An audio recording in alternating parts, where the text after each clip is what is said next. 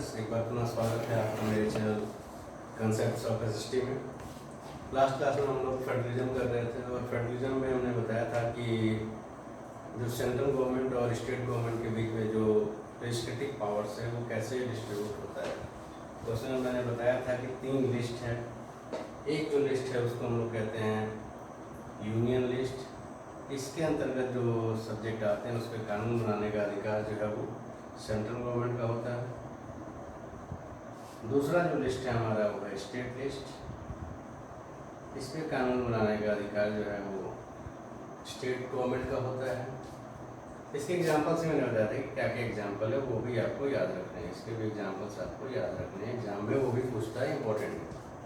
तीसरा फिर मैंने बताया था कि एक होता है कंकरेंट लिस्ट।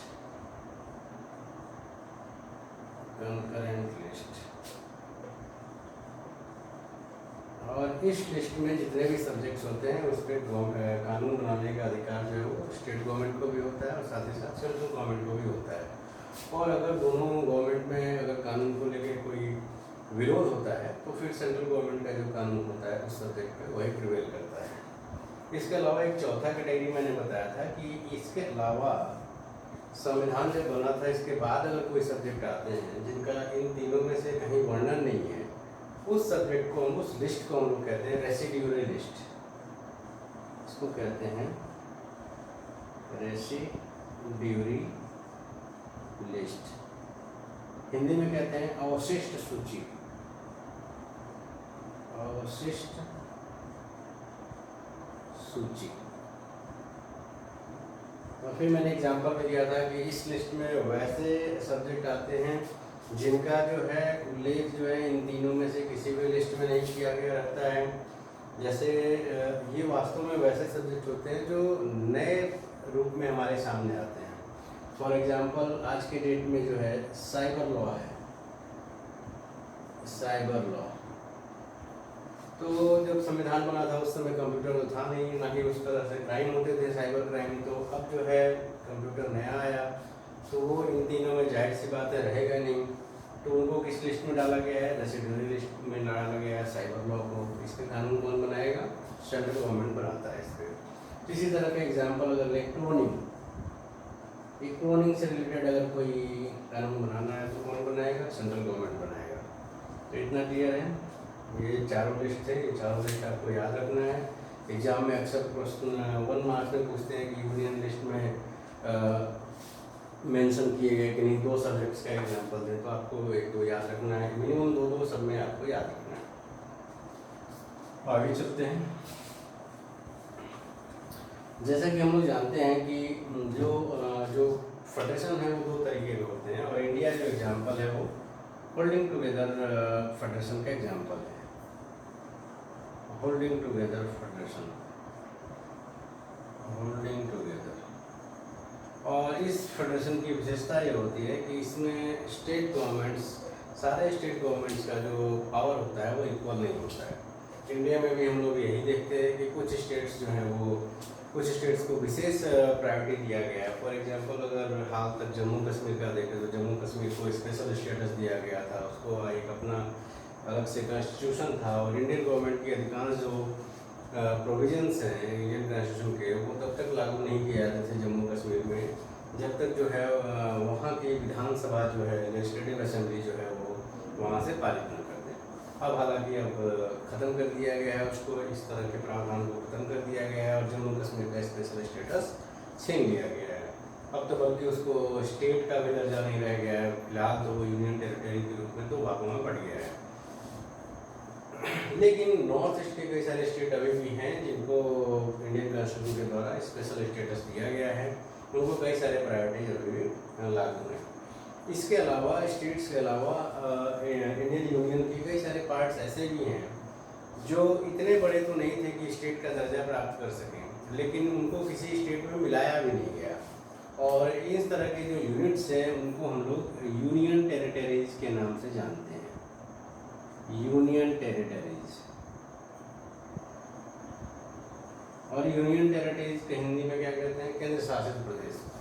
और जैसा कि फ़िलहाल जो है वो 7 पहले थे और 2 जो है जम्मू कश्मीर और लद्दाख के बनने से अभी जो है यूनियन टेरिटरीज की संख्या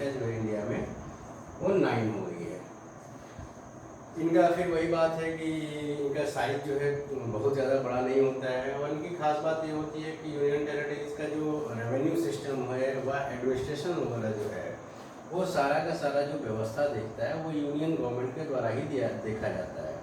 मतलब केंद्र सरकार के द्वारा ही जो है इनका भी शासन व्यवस्था देखा जाता है। और यहाँ पे जो है असेंबली भी नहीं होती है। 2 एक्सेप्शन हैं, 2 यूनियन टेरिटरीज हमारे यहाँ इंडिया में ऐसे हैं जहाँ पे चीफ मिनिस्टर भी होता है, और चीफ मिनिस्टर के साथ साथ वहाँ पे जो है वहाँ पे लेजिस्लेटिव असेंबली भी होती है। और वो है, एक तो है दिल्ली है आपकी, अरविंद केजरीवाल जी यहाँ पे चीफ मिनिस्टर है, और दूसरा जो है हमारा जो ऐसा यूनियन टेरिटरी जहाँ पे चीफ मिनिस्टर रहता है वो है हमारा पुडुचेरी। तो ये 2 यूनियन टेरिटरीज एक्सेप्शंस हैं जहाँ पे असेंबली है, लेकिन इसमें भी दखलंदाजी जो है यूनियन गवर्नमेंट का रहता है, और यूनियन गवर्नमेंट ही जो है फाइनल डिसीजन लेती है। तो ऐसा नहीं है कि इनका जो ये स्टेटस है ये परमानेंट रहता है, ये स्टेटस चेंज भी किया जा सकता है। दिल्ली को हो सकता है आज जो यूनियन टेरिटरीज है आगे चल के उनको स्टेट बनाया जा सकता है, या आज जो स्टेट है उसको यूनियन टेरिटरी भी बनाया जा सकता है। तो ये सारा कुछ बात जो है वो डिपेंड करता है सेंट्रल गवर्नमेंट पे। फॉर एग्जांपल अगर हम गोवा की बात करें या उधर अरुणाचल प्रदेश की बात करें, कई सारे ऐसे स्टेट, हिमाचल प्रदेश जो है ये पहले यूनियन टेरिटरीज हुआ करते थे, लेकिन आज के डेट में ये सब के क्या हैं, स्टेट्स है। तो कल को जो है यूनियन गवर्नमेंट पे डिपेंड करता है कि किसी स्टेट को छोटा किया जा सकता है कि नहीं, या 2 स्टेट को मिला के एक बड़ा स्टेट बनाया जा सकता है नहीं। ये सारे का सारा बात जो है यूनियन गवर्नमेंट पे भी डिपेंड करता है। एक और छोटा सा प्रश्न इसमें रहता है कि जो फेडरल गवर्नमेंट है उसमें सुप्रीम कोर्ट या हायर कोर्ट का क्या भूमिका रहता है। तो इसमें पहले भी मैं बताया था कि फेडरल कंट्रीज जहाँ भी हैं वहाँ पे जो सुप्रीम कोर्ट है या हाई कोर्ट है, अगर इंडिया के संदर्भ में देखें, अगर इंडिया में पूछे कि इंडिया का जो फेडरल सिस्टम है उसमें हाई कोर्ट या सुप्रीम कोर्ट की क्या भूमिका होती है, तो ये जितने भी प्रोविजंस दिए गए हैं संविधान के द्वारा, ये ठीक से एग्जीक्यूट किए जा रहे हैं कि नहीं, ये सारा का सारा देखना काम हाई कोर्ट और सुप्रीम कोर्ट का ही होता है। और अगर केंद्र सरकार के द्वारा राज्य सरकार की शक्तियों को छीनने का प्रयास किया जाता है तो स्टेट गवर्नमेंट उसके खिलाफ केस कर सकती है। फिर हाई कोर्ट या सुप्रीम कोर्ट जो है उस पर डिसीजन देगा, और जो सुप्रीम कोर्ट का डिसीजन होगा वो अंतिम होगा, और उस हिसाब से जो है जो प्रोग्राम जो है एग्जीक्यूट किए जाएंगे। तो हमारा जो है अगर पूछता है कि कोर्ट की क्या भूमिका होती है या सुप्रीम कोर्ट की क्या भूमिका होती है, तो आपको बस यही बताना है कि जितने भी प्रोविजंस दिए गए हैं, सुप्रीम कोर्ट या हाई कोर्ट ये देखता है कि जो शक्तियाँ दी गई हैं संविधान के द्वारा राज्य सरकार को और केंद्र सरकार को, वो शक्तियाँ जो हैं कहीं छीनी तो नहीं जा रही हैं, और छीने जाने से रक्षा करने का अधिकार जो है वो हाई कोर्ट का ही होता है। तो ये एक चीज़ था, ये पढ़ना था। दूसरा बात ये एक टॉपिक है इसमें कि हम लोगों को ये पढ़ना है कि इंडिया में जो फेडरल सिस्टम है वो काम कैसे करता है। तो एक बात यहाँ पे ध्यान देने की ज़रूरत है कि केवल लॉ बना देने से कि फेडरल गवर्नमेंट, एक चीज़ और यहाँ पे पहले देख लेते हैं कि फेडरल गवर्नमेंट जो है वो 2 बातों पे टिकी हुई रहती है। पहली बात तो ये है कि जो दोनों अलग अलग कॉन्स्टिट्यूएंट इकाइयाँ हैं, सेंट्रल और अलग अलग जो ये कॉन्स्टिट्यूएंट इकाइयाँ हैं इसकी, इन दोनों के बीच में शक्तियों का बंटवारा होना चाहिए। केवल बंटवारा कर देने से ही फेडरल गवर्नमेंट की फेडरल सिस्टम जो है सही तरीके से चलेगा, इसकी गारंटी नहीं है। गारंटी इसलिए नहीं है कि हो सकता है कि ये जो है इन शक्तियों को छीनने का प्रयास करें। इसलिए फेडरल गवर्नमेंट तभी तक चल सकती है जब तक इन दोनों इकाइयों के बीच में एक अच्छी अंडरस्टैंडिंग हो, दोनों एक दूसरे के साथ समझौता करें, और समझौते के बाद दोनों उस पर एग्री भी करें। अगर कोई एक जो है स्तर की सरकार जो है मानने से अगर इनकार कर देती है किसी नीति को, फिर फेडरल गवर्नमेंट का चल पाना बड़ा मुश्किल होता है। अब अगला टॉपिक हम लोग पढ़ेंगे कि इंडिया में जो है फेडरलिज्म प्रैक्टिस कैसे होता है। तो इसमें 3 मुद्दे हैं, उसको 3 आधार पर हम लोग देखते हैं कि इंडिया में फेडरल सिस्टम किस तरीके से काम करता है। पहला जो इसमें सबसे पहले जो फेडरल सिस्टम को चलाने के लिए जो बात आया था वो आया था linguistic state. Linguistic state Bharat जब स्वतंत्र हुआ था तो कई सारे स्टेट जो हैं, एक बड़े बड़े स्टेट में भारत जो है बटा हुआ था। मात्र जिस समय उसको आज़ादी मिली थी इंडिया को, उस समय मात्र 14 स्टेट्स यहाँ पे थे। ओनली 14 स्टेट्स यहाँ पे थे। आज के डेट में ऑलमोस्ट डबल हो गया है। इसमें से कई सारे, एक राज्य में कई भाषाओं को बोलने वाले लोग यहाँ पे रहा करते थे। उसी तरह का एक यहाँ पे स्टेट हुआ करता था। यहाँ एक प्रेसिडेंसी था जिसका नाम था मद्रास प्रेसिडेंसी। मद्रास प्रेसिडेंसी। इस मद्रास प्रेसिडेंसी में तमिल बोलने वाले लोग भी रहते थे, तेलुगु बोलने वाले भी लोग रहते थे। तो यहाँ पे जो है ये डिमांड होना शुरू हो गया कि भाषा के आधार पे, लैंग्वेज के आधार पे स्टेट का निर्माण करना चाहिए। मतलब एक लैंग्वेज बोलने वाले जो लोग हैं वो एक ही स्टेट में रहने वाले होने चाहिए। इस आधार पे यहाँ भी जो तेलुगु भाषा के बोलने वाले लोग थे, उन लोगों ने डिमांड करना शुरू किया कि हमको यहाँ से हटा के हमको एक अलग स्टेट बनाया जाए। और उस आधार पे जो है आंध्र प्रदेश का मांग होने लगा कि आंध्र प्रदेश जो है, आंध्र प्रदेश को राज्य के रूप में यहाँ पे बनाया जाए। शुरू में जो सेंट्रल गवर्नमेंट थी, सेंट्रल गवर्नमेंट जो है यहाँ पे इस बात का काफ़ी विरोध कर रही थी। उसको लगा कि अगर इस तरह की मांगों को अगर बढ़ावा दिया जाएगा तो हो सकता है कि देश का डिसइंटीग्रेशन हो जाए, हो सकता है देश जो अलग अलग भागों में बढ़ जाए।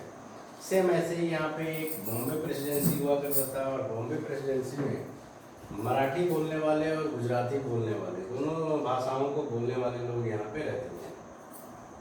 यहाँ पे भी सेम वही डिमांड था कि यहाँ पे डिमांड होने लगा कि लैंग्वेज के आधार पर हम लोगों को अलग अलग कर दिया जाए। शुरू में सेंट्रल गवर्नमेंट तो डर रही थी, लेकिन बाद में इस मांग को मान लिया गया और तेलुगु भाषा बोलने वाले लोगों को अलग एक राज्य बना दिया गया जिसका नाम आंध्र प्रदेश पड़ा। आज के डेट में फिर उसका बंटवारा हो गया तेलंगाना और आंध्र प्रदेश के रूप में। ठीक वैसे ही यहाँ भी जो है बाद के काल में जो है यहाँ भी बंटवारा हो गया, और जो यहाँ पे बॉम्बे प्रेसिडेंसी था उसको महाराष्ट्र और गुजरात में डिवाइड कर दिया गया। महाराष्ट्र में बेसिकली जो लोग थे वो मराठी बोलते थे, और गुजरात में जो है वो गुजराती बोलने वाले जो लोग थे वो गुजरात में उनको रख दिया गया। बाद में ये पाया गया, शुरू में जो सेंट्रल गवर्नमेंट का जो डाउट था कि इससे डिसइंटीग्रेशन बढ़ेगा, तो उससे डिसइंटीग्रेशन नहीं बढ़ा, बल्कि हुआ क्या कि और ज़्यादा मजबूत हुआ। क्यों? क्योंकि एडमिनिस्ट्रेशन चलाना ज़्यादा आसान हो गया। सिंपल सी बात है, इस एरिया में अगर तेलुगु भाषा वाले लोग रहते हैं तो तेलुगु भाषा का अगर कोई व्यक्ति वहाँ पे एडमिनिस्ट्रेशन में जाता है तो वो उनकी समस्याओं को ज़्यादा बेहतर तरीके से समझ सकता है। अगर हिंदी स्पीकिंग पर्सन को यहाँ भेज दिया जाए तो हो सकता है, क्योंकि उसको लोकल लैंग्वेज का नॉलेज नहीं है, तो हो सकता है उसको वहाँ की भाषा को समझने में प्रॉब्लम आए, तो एडमिनिस्ट्रेटिव प्रॉब्लम भी हो सकता है। तो पहला तो प्रॉब्लम यही था कि लिंग्विस्टिक स्टेट को लेकर जो डिमांड राज्यों में उठाया गया, उसको इंडियन गवर्नमेंट ने काफ़ी बेहतर तरीके से उसको सॉल्व कर दिया। आप श्रीलंका के एग्जांपल लीजिए। श्रीलंका में तमिलों के द्वारा जब मांग किया गया इस तरह का, तो वहाँ की सेंट्रल गवर्नमेंट काफ़ी रिजिड हो गई, जिसके कारण वहाँ पे काफ़ी ज़्यादा प्रॉब्लम स्टार्ट हो गया। तो इंडियन गवर्नमेंट ने लिंग्विस्टिक स्टेट के मुद्दों को काफ़ी अच्छे तरीके से सुलझा लिया। तो पहला टेस्ट तो यहाँ पे इंडिया पास कर लिया। दूसरा, जो इंडिया का जो फेडरल सिस्टम कैसे चलेगा उसको लेके जो एक नई जो पॉलिसी बनी वो लैंग्वेज पॉलिसी को लेके थी। कि लैंग्वेज पॉलिसी के भी जो है इंडिया के फेडरल सिस्टम में थोड़ी सी बहस वाली मुद्दा यहाँ पे बन गया था। लैंग्वेज पॉलिसी इंडिया का ये था, कहा गया था कि भारत का संविधान जब 1950 में लागू हुआ तो कहा गया कि 15 वर्ष बाद जो ऑफिशियल लैंग्वेज जो है, जो राजकाज की जो भाषा है, वो जो है इंग्लिश उस समय इस्तेमाल की जाती थी। लेकिन कहा गया कि 1965 मतलब देश आज़ाद होने के, ऐसे कहें कि संविधान लागू होने के 15 वर्ष बाद इंग्लिश को ऑफिशियल लैंग्वेज का दर्जा हटा देना था, और कहा गया इसके बाद हिंदी को जो है ऑफिशियल लैंग्वेज या ऐसे कहें कि नेशनल लैंग्वेज के रूप में मान लिया जाएगा। लेकिन जैसे ही 1965 आया तो जो नॉन हिंदी स्पीकिंग स्टेट्स थे उन लोगों के द्वारा विरोध किया जाने लगा। उन लोगों के द्वारा कहा जाने लगा कि हिंदी हम पे जबरन थोपी जा रही है, इसलिए जो है हिंदी को ना करके इंग्लिश को ही या उनका जो रीजनल लैंग्वेज है उसी को जो है ज़्यादा प्रमोट करने की बात या डिमांड किया जाने लगा। तमिलनाडु में ये आंदोलन काफ़ी ज़्यादा जो है गंभीर रूप ले लिया। सेंट्रल गवर्नमेंट ने काफ़ी समझदारी पूर्वक एक नीति अपनाई। उसने ये कहा कि 1965 के बाद जो ऑफिशियल लैंग्वेज है उस ऑफिशियल लैंग्वेज को ख़त्म नहीं किया जाएगा, बल्कि ये कंटिन्यू रहेगा। इसके साथ साथ ये भी कहा गया कि इंग्लिश के साथ साथ हिंदी को भी जो है ऑफिशियल लैंग्वेज का दर्जा दे दिया गया, लेकिन हिंदी को नेशनल लैंग्वेज का दर्जा नहीं दिया गया। हिंदी को नेशनल लैंग्वेज का दर्जा नहीं दिया गया। इसको क्या कहा गया कि हिंदी का यूज जो है ऑफिशियल लैंग्वेज के रूप में होता रहेगा। ऑफिशियल लैंग्वेज के रूप में इसका जो है यूज होते रहेगा। अब ऑफिशियल लैंग्वेज का मतलब सीधा सा ये है कि सेंट्रल गवर्नमेंट अगर किसी स्टेट गवर्नमेंट को लेटर लिखती है या सेंट्रल गवर्नमेंट के जो कामकाज होते हैं उसकी जो भाषा रहेगी वो हिंदी में रहेगी। अगर किसी स्टेट गवर्नमेंट को प्रॉब्लम है उससे, तो उसके लिए इंग्लिश का यूज वो जारी रख सकती है। या फिर एक काम और कहा गया कि हिंदी के साथ साथ 21 अदर लैंग्वेज को, हिंदी के साथ साथ Hindi plus 21 other regional languages जो थे उनको भी शेड्यूल्ड लैंग्वेज का दर्जा दिया गया, अनुसूचित भाषा का दर्जा उसको दिया गया। इसका मतलब ये कि अगर सेंट्रल गवर्नमेंट का कोई जॉब निकलता है, मान लीजिए IAS IPS का किसी को एग्ज़ाम देना है, तो उसको ये छूट है कि वो ये जो शेड्यूल्ड लैंग्वेज जिन लैंग्वेजेस को शेड्यूल्ड लैंग्वेज का दर्जा प्राप्त है, इनमें से किसी भी भाषा को ऑप्ट करके और किसी मीडियम में वो एग्ज़ाम दे सकता है। मतलब कोई ज़रूरी नहीं है उसको हिंदी मीडियम में एग्ज़ाम देना है, कोई ज़रूरी नहीं है कि उसको इंग्लिश मीडियम में ही एग्ज़ाम देना है।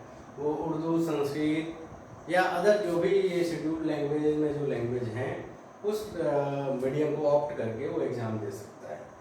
तो इंडियन गवर्नमेंट में फ़ायदा ये हुआ कि इससे क्या हुआ कि जो नॉन हिंदी स्टेट्स में जो मूवमेंट हो रहा था हिंदी के विरोध में, वो धीरे धीरे शांत हो गया और हम श्रीलंका वाली स्थिति से में जाने से बच गए। श्रीलंका में क्या हुआ, श्रीलंका में जो सिंघाली लैंग्वेज था उसको जबरन जो है तमिल लोगों पे भी थोप दिया गया, या ऐसा कहें कि सिंघाली लैंग्वेज को कंपलसरी कर दिया गया कि अगर आपको जॉब चाहिए तो सिंघाली लैंग्वेज आपको सीखना पड़ेगा। तो वहाँ इतना प्रायोरिटी दिया गया कि नॉन सिंघाली जो लोग था उनको लगा कि हमारे साथ जो है भेदभाव किया जा रहा है और जबरन जो है सिंघाली लैंग्वेज हम पे थोपी जा रही है। ये वाला किस्सा उससे सीख लेते हुए भारत सरकार ने काफ़ी जो है दूरदर्शिता का परिचय दिया और लैंग्वेज पॉलिसी इतना स्मार्टली लागू किया कि हिंदी के साथ साथ जो है अन्य लैंग्वेज को भी समानता का दर्जा दिया गया और उनको शेड्यूल्ड लैंग्वेज में रख के उनके भी विकास का काम किया गया। साथ ही साथ ये भी कहा गया कि हर स्टेट का अपना अलग ऑफिशियल लैंग्वेज हो सकता है। जैसे फॉर एग्जांपल अगर कहीं पे ज़्यादा संख्या में उर्दू बोलने वाले हैं तो उस राज्य की स्टेट लैंग्वेज जो है वो उर्दू हो सकती है और ऑफिशियल लैंग्वेज भी जो हो सकता है। आप देखते होंगे अगर आप पंजाब जाते हैं, पंजाब का कोई न्यूज़पेपर उठाइए तो ऐड वगैरह जो उसका मिलेगा तो पंजाबी लैंग्वेज में मिलता है। या उड़ीसा चले जाइए, उड़ीसा में जो सरकारी ऐड आते हैं वो उड़िया लैंग्वेज में मिलते हैं। क्या पश्चिम बंगाल में चले जाइए बंगाली लैंग्वेज में मिलते हैं। क्यों?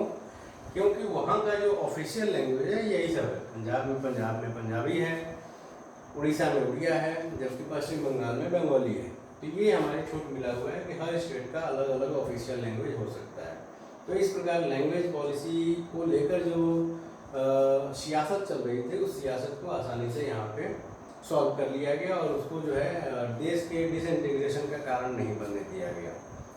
और श्रीलंका में क्या किया गया, जबरन थोपने का प्रयास किया गया था सिंघाली को, जिसके कारण वो सिविल वार में उलझ के रह गया था। वो एक जो तीसरा पॉलिसी हम लोग देखते हैं जो फेडरलिज्म में, यहाँ भी जो है हम लोग देखते हैं कि कैसे जो है फेडरल गवर्नमेंट यहाँ पे स्ट्रॉन्ग होता है और वो है हमारा centre state relationship. Centre state relationship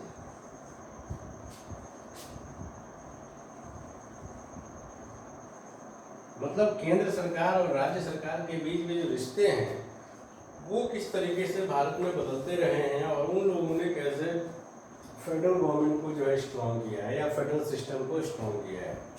Bharat जब आज़ाद हुआ उस समय से लेके 1970-80 तक, मान के चलिए 1970 तक या 1980 तक,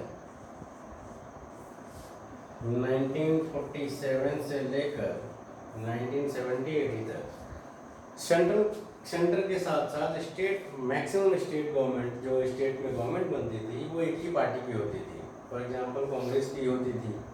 ऐसी स्थिति में हम लोग जानते हैं जब एक ही पार्टी की अगर सरकार दोनों जगह है तो जो फेडरल गवर्नमेंट है, जिसमें हम लोग कहते हैं कि स्टेट को स्वायत्तता प्राप्त होती है, ऑटोनॉमी प्राप्त होती है, वो ऑटोनॉमी जो है खुल के वो यूज नहीं कर पा रहे थे स्टेट वाले। क्यों नहीं कर पा रहे थे? क्योंकि हम लोग जानते हैं कि चूँकि एक ही पार्टी की सरकार थी दोनों जगह, केंद्र में भी एक ही पार्टी की सरकार है और राज्यों में भी लगभग एक ही पार्टी की सरकार है।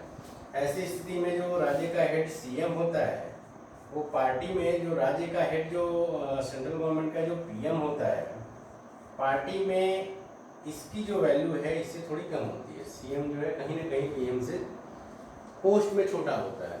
और ऐसी स्थिति में अगर सेंट्रल गवर्नमेंट स्टेट गवर्नमेंट को कोई ऑर्डर देती थी तो उसको मानने के लिए स्टेट गवर्नमेंट लगभग बाध्य होती थी। एक बात और था कि अगर किसी राज्य में, एक तो मैक्सिमम राज्यों में एक ही पार्टी की सरकार थी, अगर किसी राज्य में दूसरे पार्टी की गवर्नमेंट बन जाती थी तो सेंट्रल गवर्नमेंट वैसे सरकारों को गिराने का प्रयास करता था। कैसे गिराने का प्रयास करता था कि आर्टिकल 356 है इंडिया में, संविधान में जो है आर्टिकल 356 में ये कहता है कि अगर किसी राज्य का शासन संविधान के प्रावधानों के अनुसार नहीं चलाया जा रहा है तो राष्ट्रपति को यह अधिकार है कि वह जो है वैसी सरकार को बर्खास्त कर दे। और हम लोग 9th क्लास में पढ़े थे कि इंडिया में राष्ट्रपति का मतलब क्या होता है? प्राइम मिनिस्टर और काउंसिल ऑफ मिनिस्टर्स। इसका मतलब राष्ट्रपति बस केवल साइन करता है, काम तो सारे के सारे जो है प्रधानमंत्री और मंत्रिपरिषद करती है। तो जाहिर सी बात है कि राष्ट्रपति कर रहा है, इसका मतलब ये कि पीएम कर रहा है।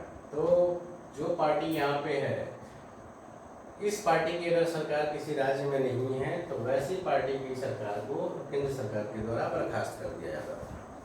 ये 1970-80 तक का दशक जो है ऐसे ही चलता रहा। एक ही जगह की एक ही पार्टी जो है यहाँ भी शासन कर रही थी, यहाँ भी शासन कर रही थी।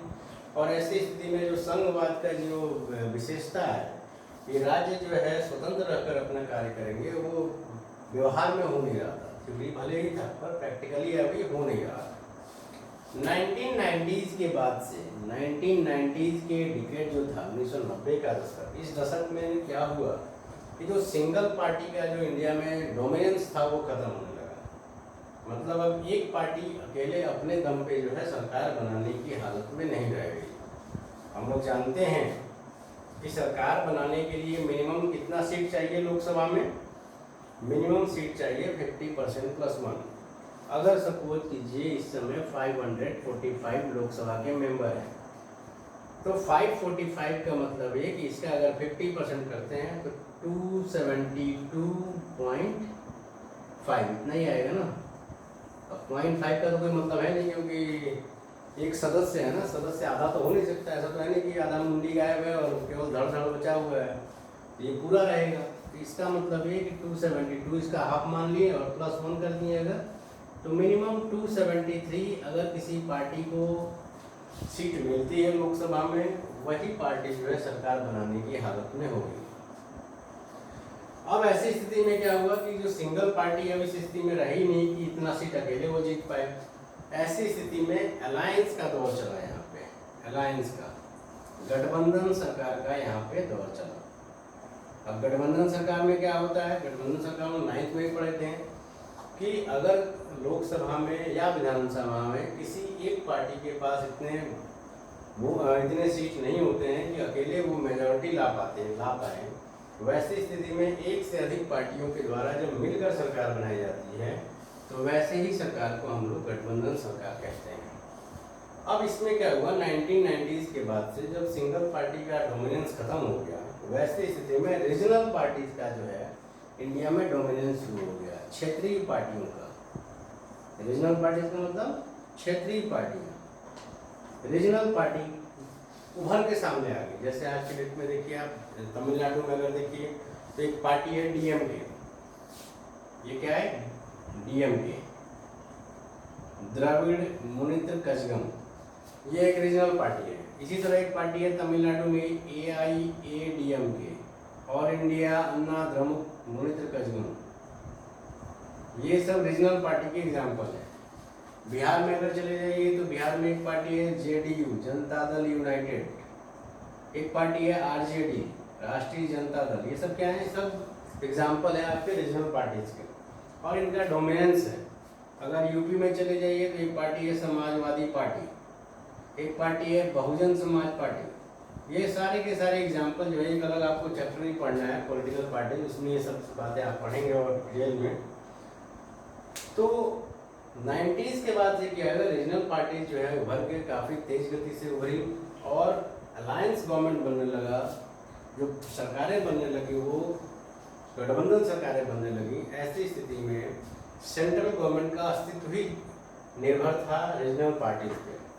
तो अब क्या होगा, अब रीजनल पार्टीज होती हैं, या ऐसे कहें कि रीजनल पार्टी सिंपल वो पार्टीज होती हैं जिनका एक या दो तीन स्टेट में जो है इनका अस्तित्व रहता है या वर्चस्व रहता है।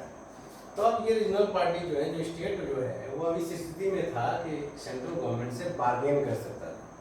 कैसे बार्गेन करता कि भाई हम आपको इतना सीट देंगे, आप बहुमत हमारे समर्थन से जो है आप सरकार बना लीजिए, लेकिन शर्त ये है कि उसके बदले में हमको कुछ प्रोजेक्ट चाहिए, कुछ हमारे यहाँ आप निवेश कीजिए।